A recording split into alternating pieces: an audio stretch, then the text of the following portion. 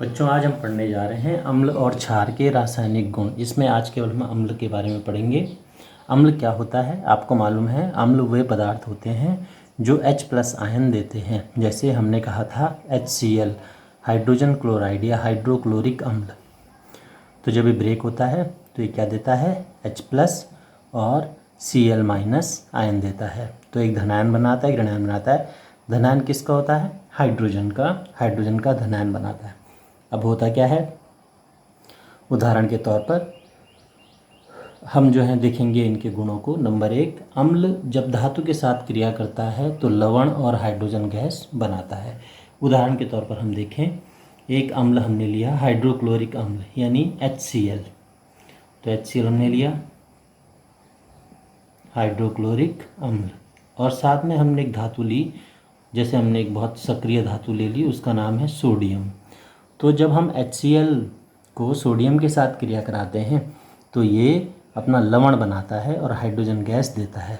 तो hydrogen gas कैसे, H2 gas हो गई। यहाँ पर ये गैस का सिंबल है अपवर्ड एरो, यानी ऊपर की तरफ मूव किया हुआ। लवण क्या होगा, अभी H अगर इसमें से निकल गया तो ये Na और Cl आपस में जुड़ जाएंगे, यानी क्या बन जाएगा, sodium chloride. Na sodium, Cl chloride. ये क्या है, एक लवण है। इसमें एक धातु होती है, एक अधातु होती है लवण में हमेशा।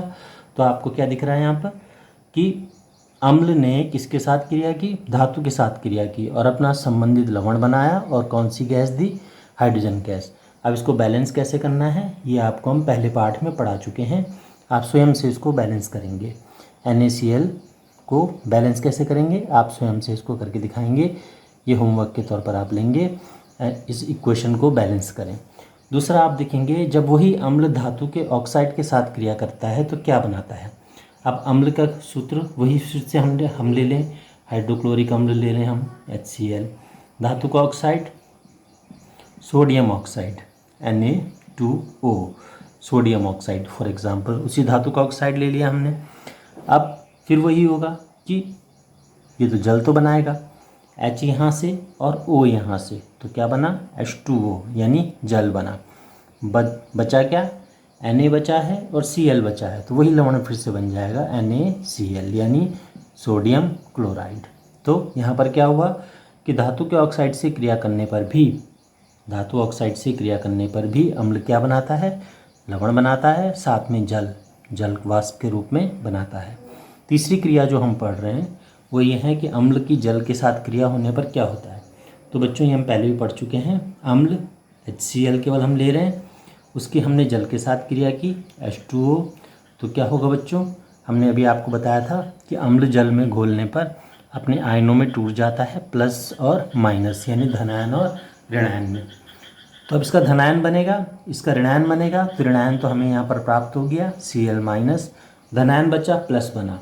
लेकिन H यहाँ भी है और H यहाँ भी है, तो H कितने हो जाएंगे बच्चों, 3, 2 और 1 3, और एक O बचेगा, तो H3O, और ये धनायन है तो धनायन यहाँ पर आपको प्राप्त हो जाएगा।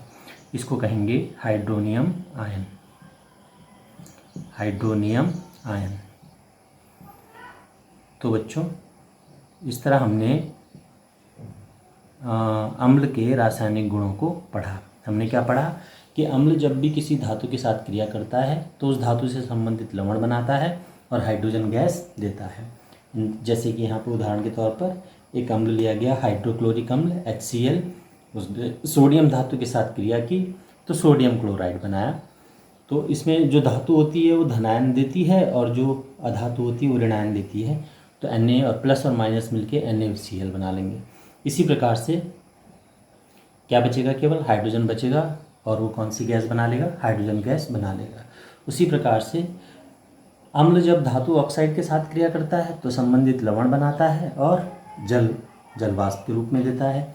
उदाहरण के तौर पर HCl यानी हाइड्रोक्लोरिक अम्ल ने जब सोडियम ऑक्साइड यानी एक धातु है सोडियम, उसके ऑक्साइड के साथ क्रिया की, सोडियम ऑक्साइड के साथ, तो इसमें फिर से वही आपको जल दिखाई दिया, H2O, H यहाँ से और O यहाँ से, तो बचा क्या, Na और Cl।